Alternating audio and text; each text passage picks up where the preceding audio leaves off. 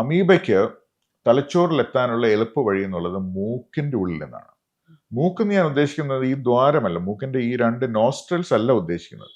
ഈ നമ്മുടെ പുറത്തുള്ള മൂക്കിന്റെ ഉള്ളിലായിട്ട് അനേകം അറകളുണ്ട്.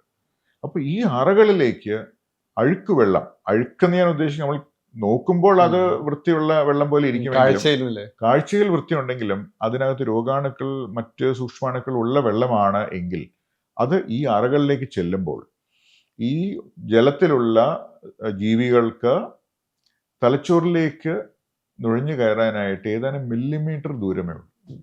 മില്ലിമീറ്റർ. നമ്മൾ ചിന്തിക്കുന്നത് നമ്മുടെ തലച്ചോറ് വളരെ സുരക്ഷിതമാണെന്നുള്ളതാണ്. ശരിയാണ്, നമ്മുടെ തലയോട്ടിയെല്ലാം വളരെ സ്ട്രോങ് ആണ്.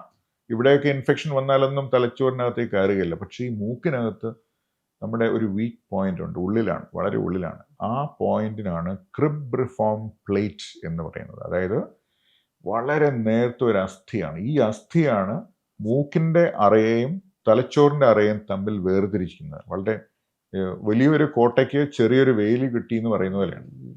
അപ്പൊ ഈ വേലിക്കകത്തുകൂടി അമീബ ഉണ്ടെങ്കിൽ അതിന് നുഴഞ്ഞു കയറാൻ എളുപ്പമാണ്. തലച്ചോറ് എന്നുള്ളത് അതിന് വളരെ എളുപ്പം ഭക്ഷിക്കാനും ഡൈജസ്റ്റ് ചെയ്യാനും പറ്റുന്ന ഒരു സംഭവമാണ്. അതുകൊണ്ട് തുരന്നു വരുന്ന ആപ്പിളിനകത്ത് പുഴു തുരന്നു പോകുന്ന പോലെ ഇതിന് തുരന്നു പോകാൻ വളരെ എളുപ്പമാണ്.